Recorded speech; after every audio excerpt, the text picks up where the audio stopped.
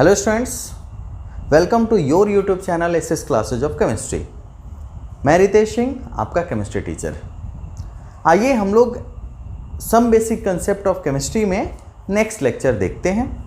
Some basic concept of chemistry में हम लोग अभी कंसंट्रेशन टर्म यानी कंसंट्रेशन ऑफ सॉल्यूशन कर रहे हैं, और कंसंट्रेशन ऑफ सॉल्यूशन में हम लोगों ने मोलारिटी, मोलालिटी, मोल फ्रैक्शन और छोटा छोटा दो टर्म मास परसेंटेज और वॉल्यूम परसेंटेज ऑलरेडी कर चुके हैं। आज हम लोग देखेंगे स्ट्रेंथ ऑफ सॉल्यूशन के बारे में। तो देखिए, हेडिंग देंगे strength of solution. Strength of solution. चलिए, अब स्ट्रेंथ ऑफ सॉल्यूशन को हम लोग कैसे फाइंड आउट करें। तो जैसे हम लोग मोलारिटी के बारे में पढ़ा था, तो मोलारिटी में हम लोगों ने क्या पढ़ा था कि number of moles of solute present in 1 litre of solution, number of moles of solute present in 1 litre of solution, और स्ट्रेंथ ऑफ सॉल्यूशन को निकालेंगे given mass of solute present in 1 litre of solution. तो देखिए, यहां पे 1 litre of solution का चर्चा हो रहा है। पहले डिफिनीशन लिखते हैं, फिर आगे समझाते हैं आपको। लिखना definition, the mass of solute, the mass of solute in gram, the mass of solute in gram present in 1 liter of solution, present in 1 liter of solution called strength of solution। क्या बोलेंगे इनको? तो strength of solution. ध्यान दीजिएगा इस पे। तो हम लोगों ने मोलारिटी में पढ़ा था number of moles of solute, लेकिन यहां हम लोग पढ़ रहे हैं मास of solute in gram present in 1 litre of solution. तो स्ट्रेंथ के लिए क्या फॉर्मूला आएगा, कैसे स्ट्रेंथ को फाइंड आउट कीजिएगा? तो देखिए, स्ट्रेंथ इक्वल टू हो जाएगा given mass of solute, simple, given mass of solute by volume of solution, volume of solution, और volume of solution जो है ना वो लीटर में होना चाहिए। ठीक है, तो strength equal to given mass of solute by volume of solution in litre. अब देखना ध्यान से इस चीज को कि इसको किस यूनिट में एक्सप्रेस करेंगे। इनका यूनिट क्या होगा स्ट्रेंथ का? तो इट इज, लिख लीजिए, it is expressed in unit. किस यूनिट में? तो gram per litre. It is expressed in unit gram per litre. तो इसको हम लोग ग्राम पर लीटर, फिर से समझिएगा। अब इसमें वॉल्यूम ऑफ सॉल्यूशन आ रहा है ना? तो वॉल्यूम जो है वो टेम्परेचर के ऊपर डिपेंड करता है। तो इस तरीके से स्ट्रेंथ ऑफ सॉल्यूशन भी एक टेम्परेचर डिपेंडेंट कंसंट्रेशन टर्म है। टेम्परेचर डिपेंडेंट कंसंट्रेशन टर्म है। तो पहले फटाफट से नोट कीजिए। ओके, चलिए आइए देखते हैं। अब स्ट्रेंथ ऑफ सॉल्यूशन को, मतलब स्ट्रेंथ ऑफ सॉल्यूशन के इक्वेशन को हम लोग सिंबॉलिक रिप्रेजेंटेशन में लेते हैं, सिंबल में लेते हैं। तो गिवन मास ऑफ सॉल्यूट को हम लोग क्या बोलते हैं? तो WB, और वॉल्यूम ऑफ सॉल्यूशन को V। ओके, अगर ये इन लीटर में है तो चलिए ये इक्वेशन आ गया। लेकिन अगर ये ml में है तो स्ट्रेंथ इक्वल टू क्या होगा समझना। स्ट्रेंथ इक्वल टू हो जाएगा WB बाई V। अगर ml में है तो बाई में 1000 करेंगे लीटर में कन्वर्ट करने के लिए, इसलिए स्ट्रेंथ इक्वल टू हो जाएगा WB बाई V इंटू 1000। और इस समय वॉल्यूम आपको ml में गिवन होगा। किस में होगा? ml में। तो इस तरीके से हम लोग स्ट्रेंथ ऑफ सॉल्यूशन को फाइंड आउट करेंगे। फटाफट से नोट कर लीजिए स्ट्रेंथ ऑफ सॉल्यूशन के इक्वेशन को, या फिर फॉर्मूला बोल दीजिए इसको। आइए मिटाते हैं इसको। तो स्ट्रेंथ ऑफ सॉल्यूशन को के फॉर्मूला को देख के आपको कुछ आइडिया लगा होगा। क्या आइडिया लगा होगा? और या फिर हम बोल भी रहे हैं बार बार आपको कि स्ट्रेंथ ऑफ सॉल्यूशन और मोलारिटी, यानी स्ट्रेंथ ऑफ सॉल्यूशन और मोलारिटी का कंपेयर करते हैं और दोनों के बीच में एक रिलेशन ड्रॉ करते हैं। क्या रिलेशन आएगा भाई? तो देखिएगा, पहले हेडिंग दे दीजिए रिलेशनशिप। क्या संबंध है दोनों में? Relationship between molarity and strength. Molarity and strength. तो क्या रिलेशन है, इस चीज को देखते हैं। तो मोलारिटी कैसे फाइंड आउट करते हैं आप? तो मोलारिटी का इक्वेशन है WB into 1000 by MB into V। Okay, ये इक्वेशन है मोलारिटी का। और स्ट्रेंथ का अभी हम लोगों ने देखा है, क्या देखा है? तो स्ट्रेंथ का इक्वेशन है WB by V into 1000। Okay, अब देखना WB बाई V। अब देखना ध्यान से, मोलारिटी को थोड़ा सा आगे बढ़ाते हैं। तो मोलारिटी इक्वल टू हम लोग क्या लिखेंगे? तो मोलारिटी इक्वल टू लिख सकते हैं 1 by MB into WB into 1000 by में V। अब देखिए, अब WB इंटू 1000 बाई में V, ये इक्वेशन तो स्ट्रेंथ का है। किसका है? स्ट्रेंथ का है। तो इसलिए हम लोग लिख सकते हैं कि molarity equal to 1 by MB क्या है? तो मोलर मास। MB है मोलर मास किसका? Of solute. पूरा लिख लीजिए, molar mass of solid into strength. तो अब मोलर मास ऑफ सॉलिड को इधर कर लीजिए, इसलिए स्ट्रेंथ इक्वल टू हो जाएगा, strength equal to molarity of solution into molar mass of solute.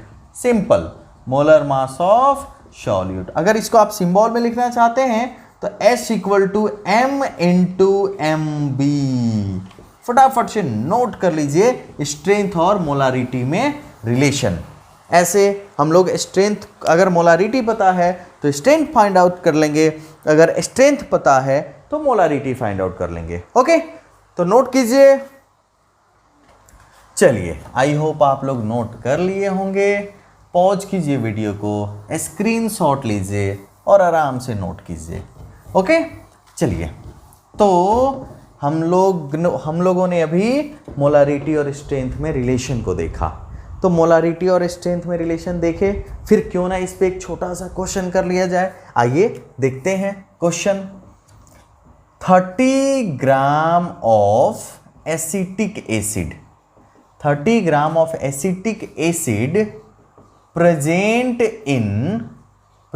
In 0.5 litre of solution, 0.5 litre of solution, full stop. Calculate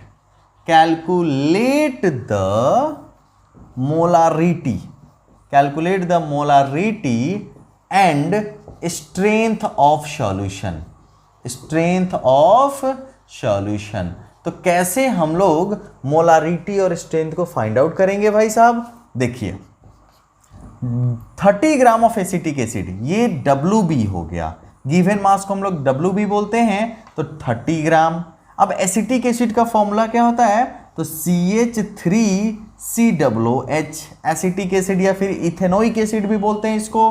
तो कार्बन का 12, हाइड्रोजन 1 इंटू 3, फिर से कार्बन 12, ऑक्सीजन 16, फिर से एक ऑक्सीजन है तो 16, फिर से एक हाइड्रोजन है तो 1। सॉल्व कीजिएगा तो ये आएगा 60 ग्राम पर मोल।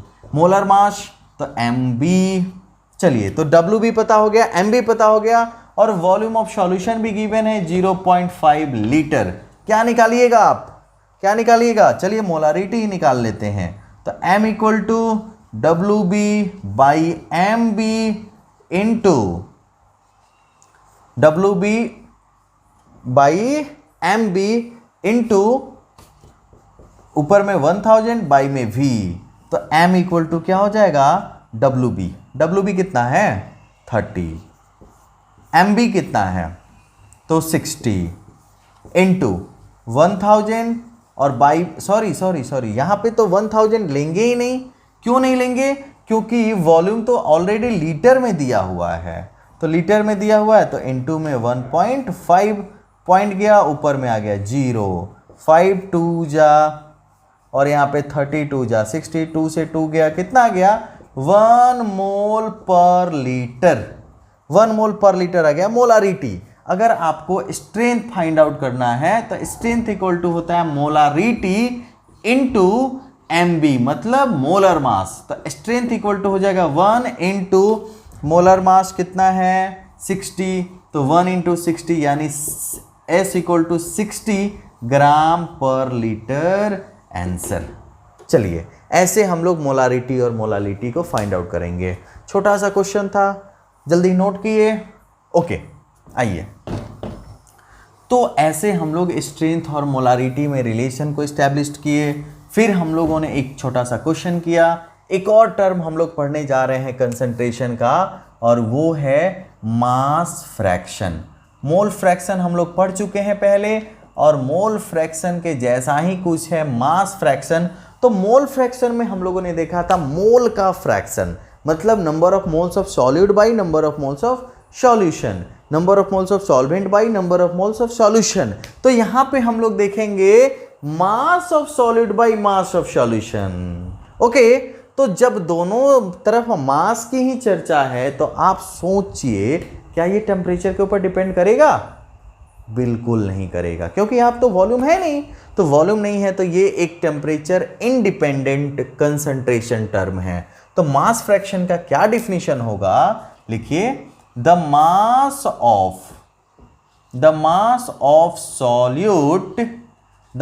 ऑफ सॉल्यूट और सॉल्वेंट प्रेजेंट इन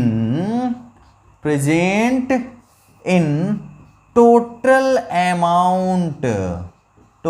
अमाउंट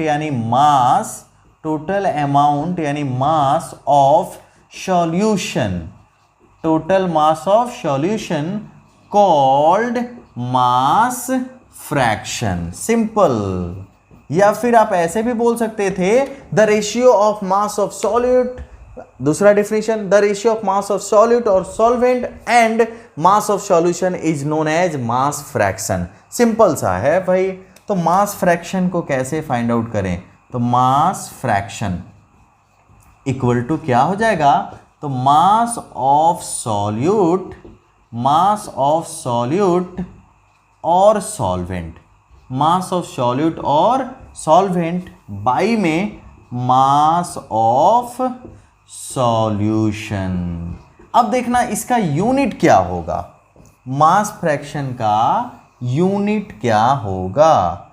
तो मास बाई मास मतलब ग्राम बाई ग्राम कैंसिल, तो फिर से it is unitless. Okay, there is no unit of mass fraction. Mass fraction का कोई यूनिट ही नहीं होता है। तो फटाफट से नोट कीजिए मास फ्रैक्शन के डिफिनीशन को। चलिए अब हम लोग कैसे फाइंड आउट करें मास फ्रैक्शन को, इसको देखते हैं। छोटा छोटा इक्वेशन ड्रॉ करते हैं। इसके लिए क्या इक्वेशन आएगा?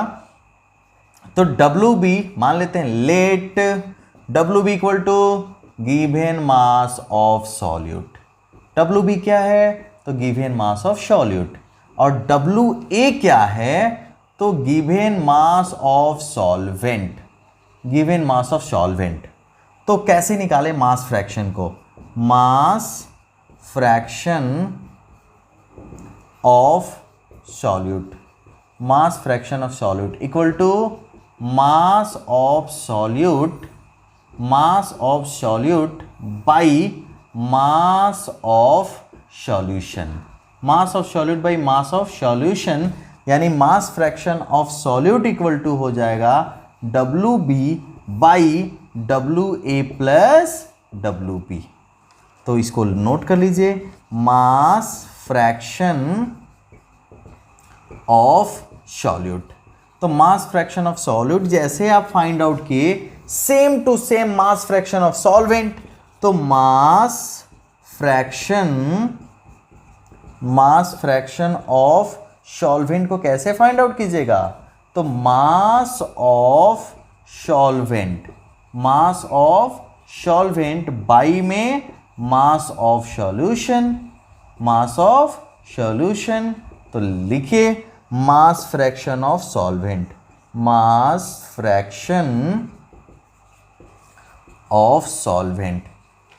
तो हम लोगों ने माना है मास ऑफ सॉल्वेंट को WA और मास ऑफ सॉल्यूशन हो जाएगा दोनों को ऐड करके, यानी WA प्लस WB।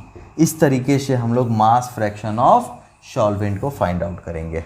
ओके, तो फटाफट नोट कीजिए मास फ्रैक्शन ऑफ सॉल्यूट और मास फ्रैक्शन ऑफ सॉल्वेंट के इक्वेशन को। चलिए मिटा दें इसको। आइए एक छोटा सा क्वेश्चन देखते हैं।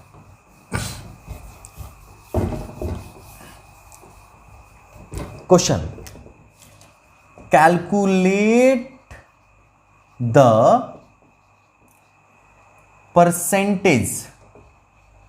percentage by mass, calculate the percentage by mass and mass fraction of sugar in solution which is prepared by adding 30 gram of sugar in 150 gram of water। Okay, तो हम लोगों को परसेंटेज बाय मास और mass fraction दोनों को calculate करना है। तो सबसे पहले देख क्वेश्चन को पढ़िए, calculate the percentage by mass and mass fraction of sugar का मास फ्रैक्शन और मास परसेंटेज निकालना है। जो अगर सॉल्यूशन में 30 ग्राम शुगर यानी WB हो गया 30 ग्राम और WA कितना हो गया तो 150 ग्राम। तो पहले हम लोग निकालते हैं मास परसेंट, तो mass percent of sugar equal to क्या हो जाएगा, तो given mass of solute by mass of solution, तो WA plus WB into 100, mass percentage निकालने के लिए इंटू 100 करना होता है।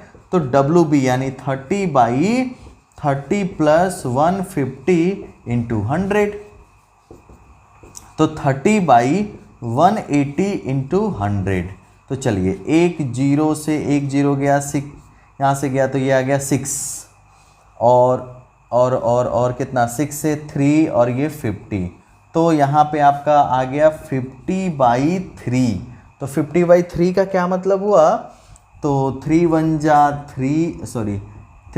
3 ओके 2 0 16.67% आएगा।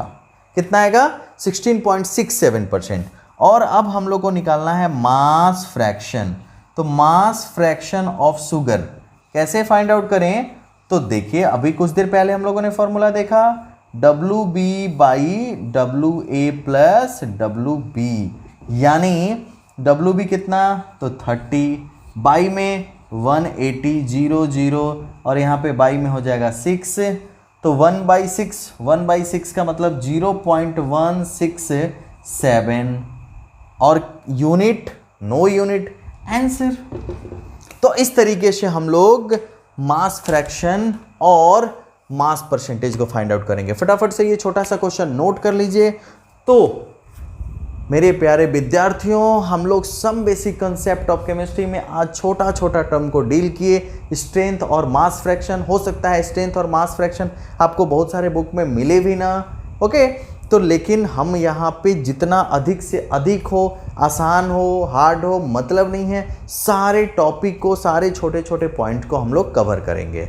तो आज के वीडियो में हम लोगों ने स्ट्रेंथ और मास फ्रैक्शन के बारे में देखा। नेक्स्ट वीडियो हम लोग का होगा नॉर्मलिटी के ऊपर और कोशिश करेंगे उसके अगले वीडियो में PPM पढ़ के इस चैप्टर को ख़त्म करें। ओके, तो फर्स्ट चैप्टर में 2 और क्लास है, 2 और क्लास के बाद आपका चैप्टर फिनिश हो जाएगा, फिर नेक्स्ट चैप्टर स्टार्ट करेंगे। CBSE का सर्कुलर आ गया है, आपको पता ही है कि नवंबर में एग्ज़ाम होने वाला है फर्स्ट टर्म, तो नवंबर के एग्ज़ाम के लिए आप प्रिपरेशन कीजिए, मेरा पूरा वीडियो देखिए, नोट्स बनाइए और घर बैठे आप प्रिपरेशन करते रहिए। अगर वीडियो अच्छा लगा हो तो हर बार की बात है, इस बार यही बोलेंगे, प्लीज़ चैनल को सब्सक्राइब कीजिए, वीडियो को लाइक कीजिए, वीडियो पे कमेंट कीजिए, वीडियो को शेयर कीजिए और वीडियो लगातार देखते रहिए और नॉलेज इकट्ठा करते रहिए। हमसे जुड़ने के लिए आप लोग का बहुत बहुत धन्यवाद। आपका दिन शुभ हो।